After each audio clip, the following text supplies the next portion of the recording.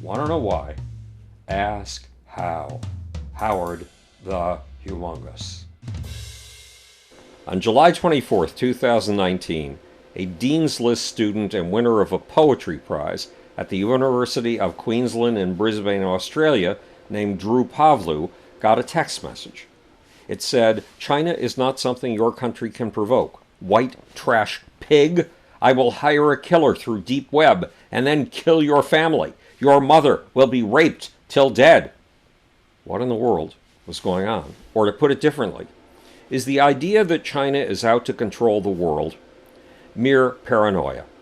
Is it a delusion of us folks who will need to find a new enemy once Donald Trump leaves the White House? Yes and no. Identifying an enemy gives a group solidity. It gives group members something to cohere around. It gives them something to seethe with righteous indignation about. And it gives the individuals in the group something to take their personal frustrations out on. You can find the full story of how we construct enemies and why in my book, The Lucifer Principle, a scientific expedition into the forces of history. But right now, let's get back to the story of the Australian student Drew Pavlou and to the plethora of hate messages he received over his China activism. To understand Pavlou's story, you need a bit of background. China's paramount leader Xi Jinping is shoring up his absolute power in China. Starting in 2012, Xi headed the biggest anti-corruption campaign in the history of the Chinese Communist Party. Over the last 8 years, Xi has used that campaign to eliminate his rivals. Many of those he jailed for corruption were would-be competitors for China's top spot. As Xi consolidated his power, he also started a cult of personality. That cult's idol is, of course, Xi Jinping. To bolster the cult, Xi put out his own equivalent of Mao Zedong's Little Red Book, a little yellow book of his sayings and philosophies. Reading that little yellow book is compulsory in China. In fact, memorizing it and copying it by hand are also said to be compulsory. And something else is compulsory when it comes to Xi Jinping's little yellow book. You must agree with it. But there's more. Xi inserted what's called Xi Jinping thought into the Chinese constitution. In other words, Xi made his opinions into official party doctrine. And a few weeks ago, Xi stopped what would have been the biggest IPO in history, an IPO on the Shanghai and Hong Kong stock exchanges from Jack Ma's Ant Group, an IPO that would have generated $34 billion for the Chinese economy, more than any American or European IPO had ever raised in a single day on the stock market. You'd think Xi Jinping would have been proud of this display of Chinese entrepreneurial prowess. Not at all. Xi closed down the IPO just days before it was supposed to go on sale. Then Jack Ma was subjected to more punishment. His main company, Alibaba, was subjected to an inquiry over monopolistic practices, and Ma's Ant Group was summoned to a meeting with regulators. Why? Because Jack Ma had criticized China's business regulations. But in reality, because Ma was becoming a competing center of power and attention. There will be no competing centers of power and attention in China under Xi Jinping. Xi Jinping is making himself the center of the Chinese world. The problem is that Xi is beginning to exercise his right to suppress thought, not just in China, but in foreign countries. To understand how China spreads influence, then turns it into absolute rule, look at the South China Sea. The South China Sea has 250 atolls and reefs. Those outcroppings are claimed by 7 different countries. In 2002, China agreed with the Association of Southeast Asian Nations to a code of conduct in the South China Sea. In other words, when it came to the South China Sea, China and its neighbors committed to peace. But in 2015, Xi's government turned the South China Sea's Mischief Reef into an island and began an aggressive island building campaign, dredging up sand and rock and transforming reefs and atolls into full-scale islands. China promised that these islands were for peaceful purposes only. Then Xi built military bases on the artificial islands and declared that the entire South China Sea, which was claimed by 7 nations, belonged to China.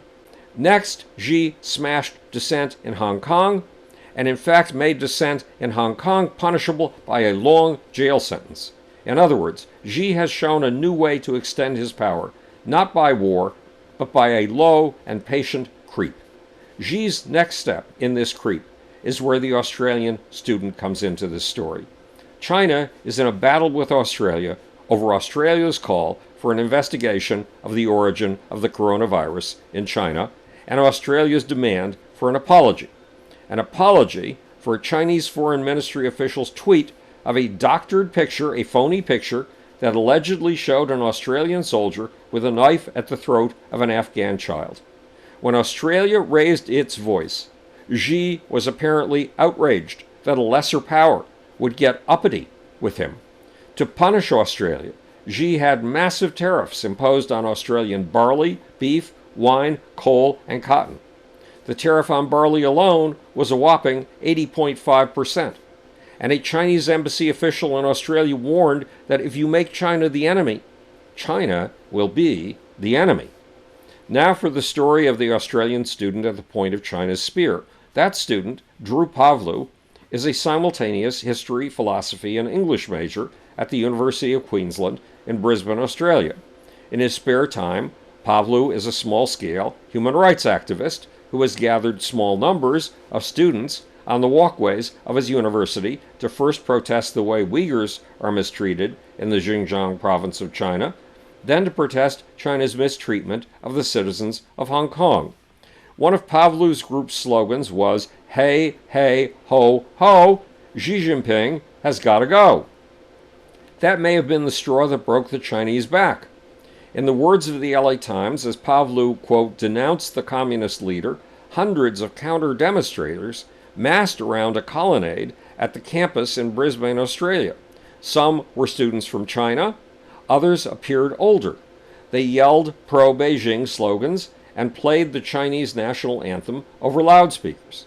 Sounds very much like a mob of MAGA hat-wearing Trumpers.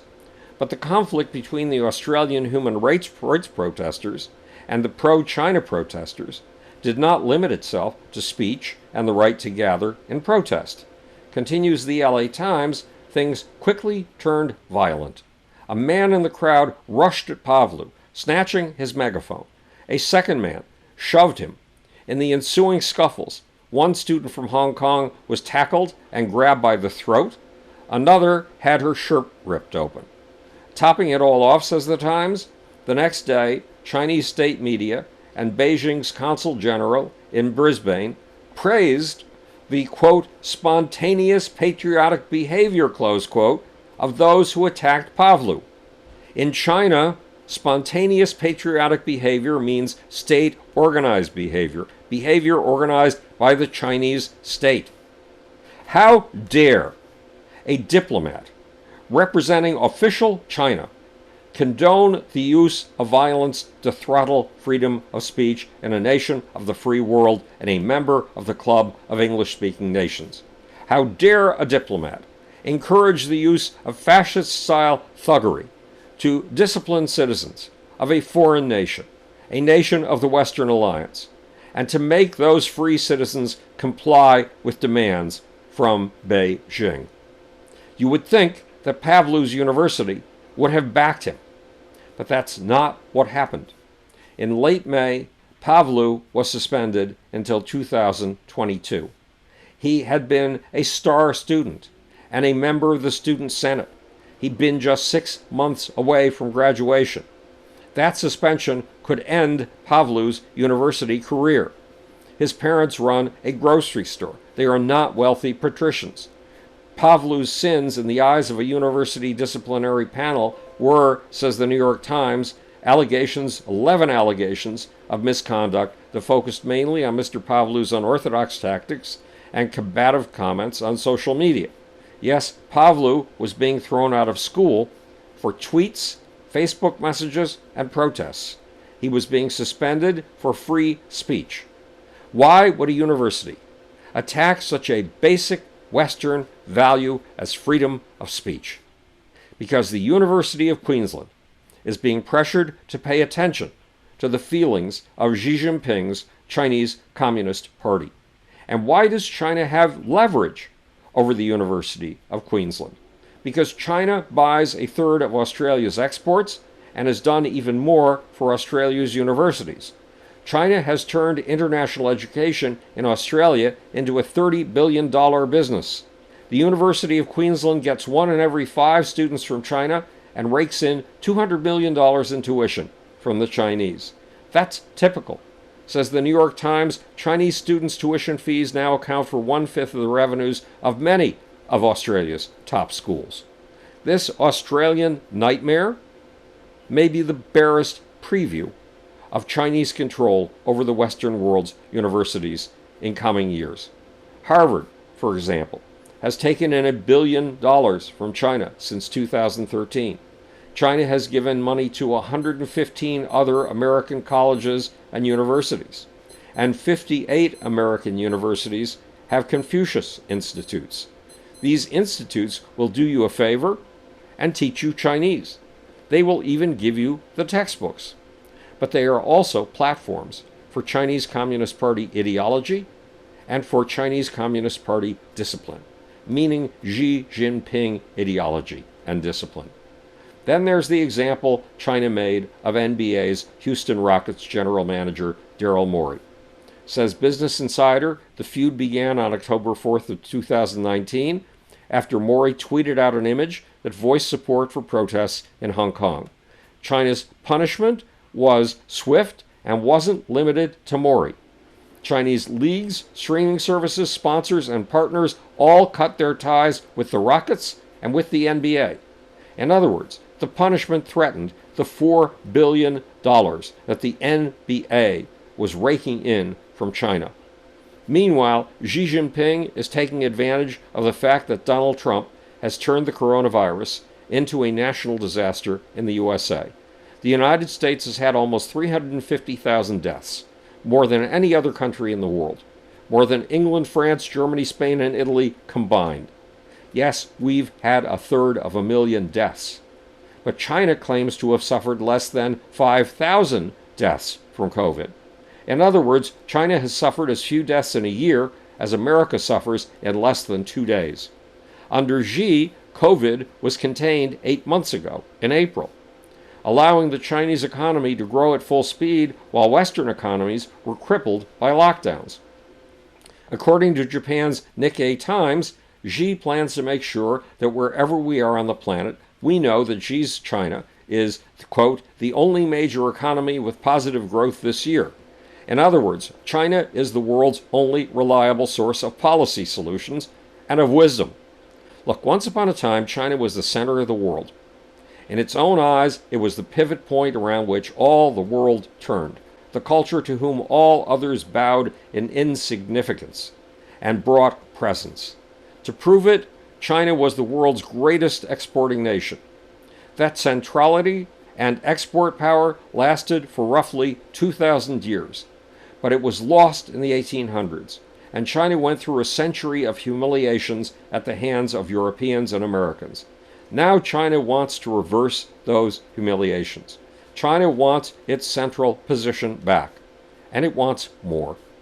When those outside of China are tempted to criticize it, when they are tempted to take Xi Jinping's name in vain, they must be tamped down. So now that Donald Trump may soon be gone, is China a worthwhile foe to struggle with peacefully in the public arena, in the arena of free speech and Western values? You bet. Why? Because Xi Jinping wants your free speech and mine to stop, just as he has stopped the speech of Drew Pavlou. This is Howard Bloom, speaking to you from the future. It's your job and my job to make. Or, want to know why? Ask how. And now for that sleazy, slimy, insignificant, totally unsupportive little off button.